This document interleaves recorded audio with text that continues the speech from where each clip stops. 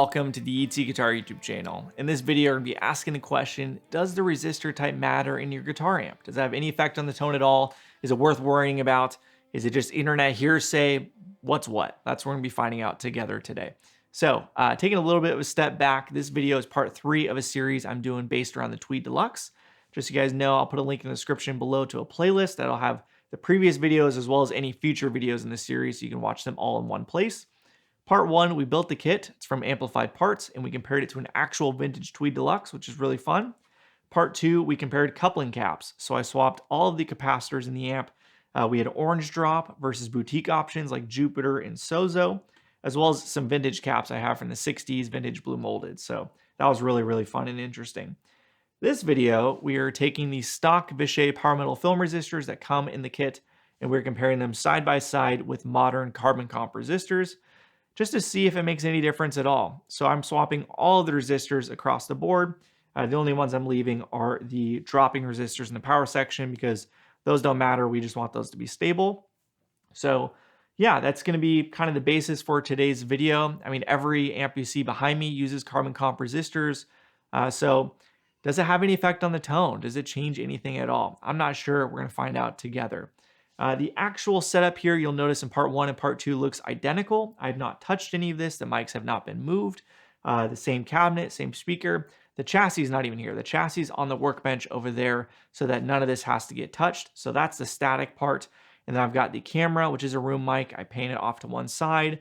And then I put my phone over in the corner and record audio from my phone as well and paint it to the other side. So you get a nice blend of direct detail as well as the sound in the room to get a really natural sound overall. And then I use a looper pedal. So I've played loops into the amp before and after the swap from resistor to resistor. So we can see really side by side direct. I will chop it up so it's immediately obvious if there's a difference or not. So that's the methodology of this. And yeah, I want to say huge shout out to Amplified Parts. They're the ones who made this whole series possible. They provided the kit and they also provided the resistors we swapped in for this video. So thank you to Amplified Parts.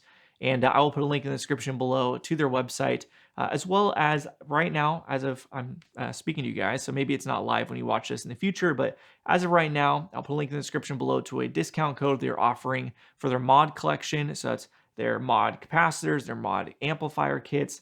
They got mod speakers, they've got mod spring tanks, mod pedal kits, all sorts of cool stuff that you can get on Amplified Parts. So they are running a discount for you guys if you use my code.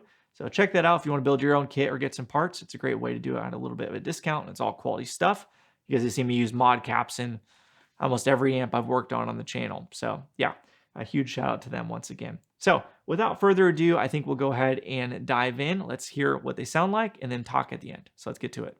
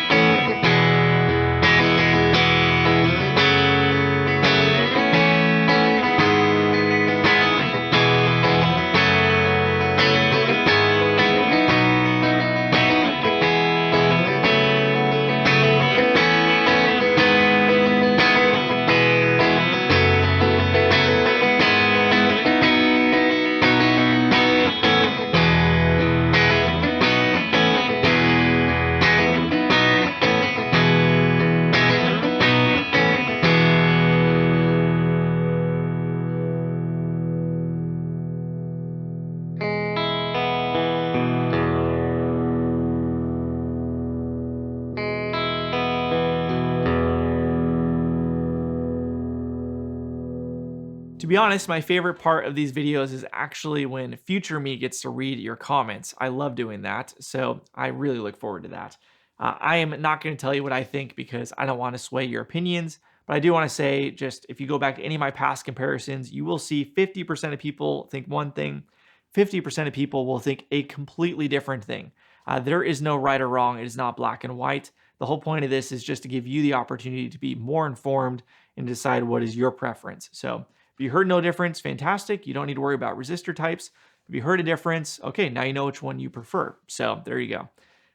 So as for me, I don't like to give my thoughts because I don't want to sway your guys' opinions.